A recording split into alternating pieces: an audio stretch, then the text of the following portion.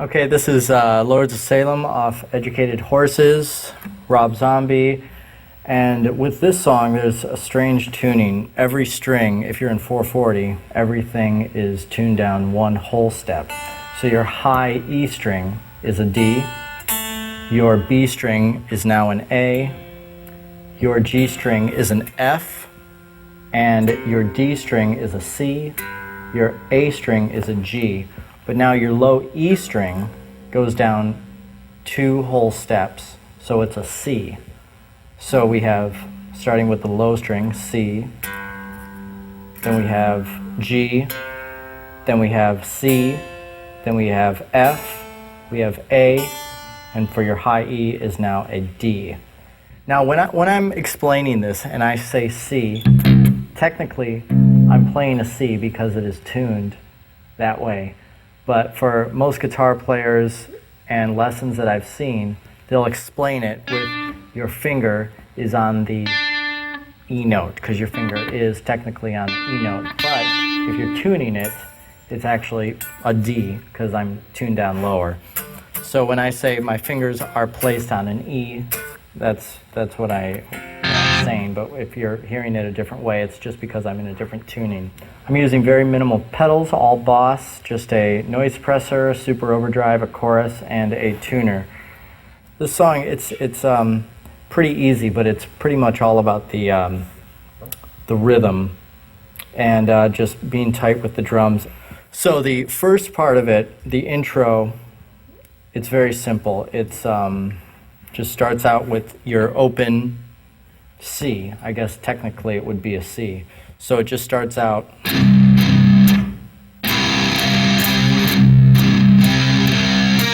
So you're hitting your first two hits, it's open strings with just the C, the G, and the C.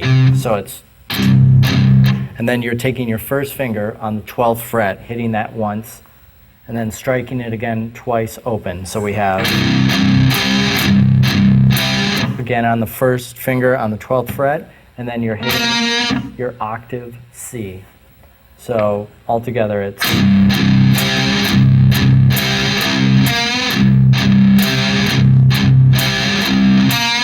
and with your picking, you're muting your strings a little bit, just to make it sound a little heavier, a little cleaner, just not so it's so jangly if you're playing open. It sounds a little messier, but if you're muting it, it'll sound a little cleaner, a little tighter.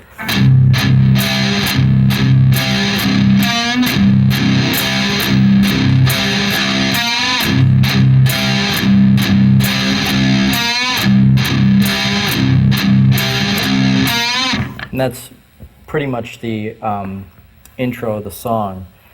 Now with the verse, what we're doing, it's all about that rhythm again. And again, this sounds very easy, but when you're playing it live, you have to lock in, especially with a slow song. With a fast song, you can kind of cruise through it, and it doesn't seem like you'll mess up. But if you're doing a slow song like this, dirgy and slow, you'll hear if you're off beat just a little bit, because that one hit, it takes a long time to get to the next hit. So just make sure you're just locking in really well with the drums. Now for the verse, we're doing same open hits on your, and you're playing your E, your A, and your D. So you're hitting them twice, and your first finger's on your 10th fret, and you're hammering to your 12th. And hitting that open string again twice. So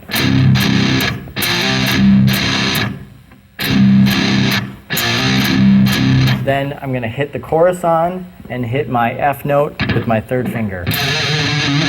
And the chorus is cranked all the way, so you have a crazy warbly sound, such as. So all together you have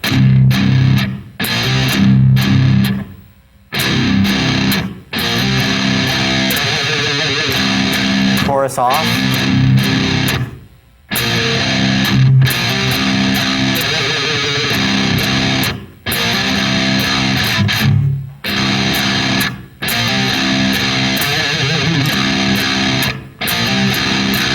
Now for that note, I'm hitting the chorus on and off just for that note.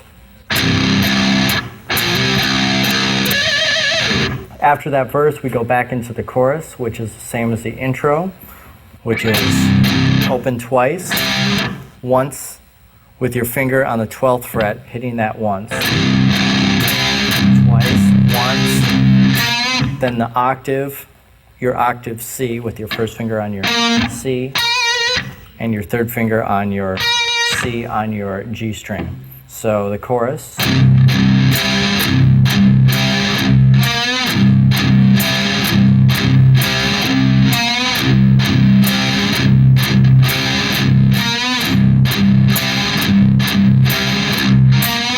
So it's all about that heavy chunk getting right in with the drums and feeling that rhythm. You do that 4 more times. There's a little break before the next verse. And what I'm doing is I'm just turning our chorus on. And the chorus pedal, everything is cranked on the chorus pedal. All the knobs are turned to 10. So it has a really kind of crazy, shaky sound to it.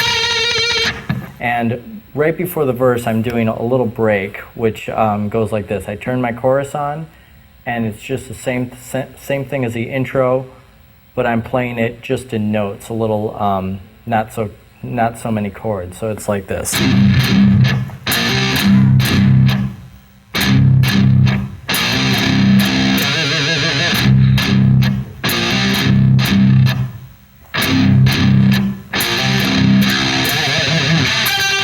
Now, for the second half of the verse, I'm doing a little melody line. Your first finger's on the A, your pinky is on your high E, on your A, so you have an octave. And you're just going chromatic down, A flat, G. And you're strumming, and you're just still hitting that downbeat. And I'm turning on the chorus for this, which makes it sound a little crazier.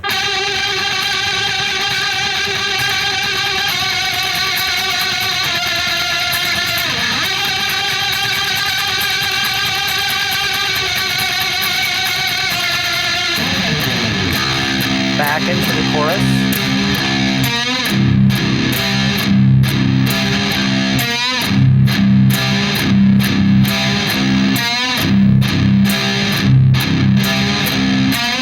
Now we're going to go to the solo, which is done in octaves, starting on C, with your first finger on your C note, your pinky or third finger, whatever you choose, on your C, third fret, A string, G string, you have your 5th fret. So you're going up the minor scale, D, E flat, to the F. So you have twice. And then the second half, you're starting on F. F, F, E, C, D. You're still keeping the same shape for the octaves.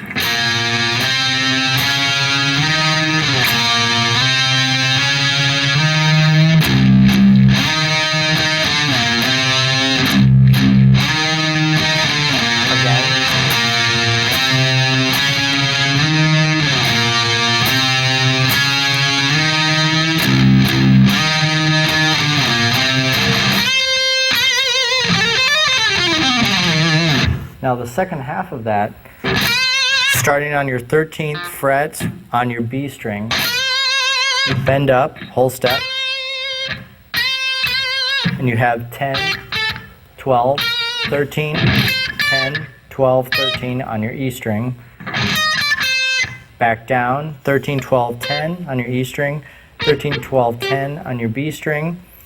Now you're going to change it up a little bit and go chromatic down, starting on your G note. Same thing on your D string, same shape on your A string, and landing on your F. Slow.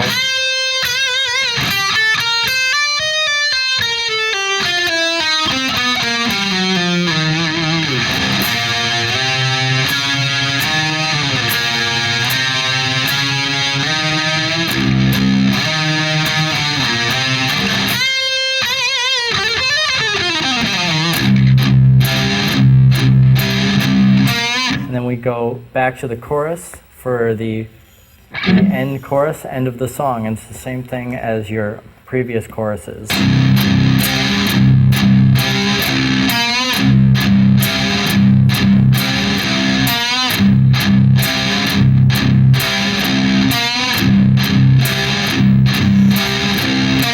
The very end of the song is just rhythmic on your open strings.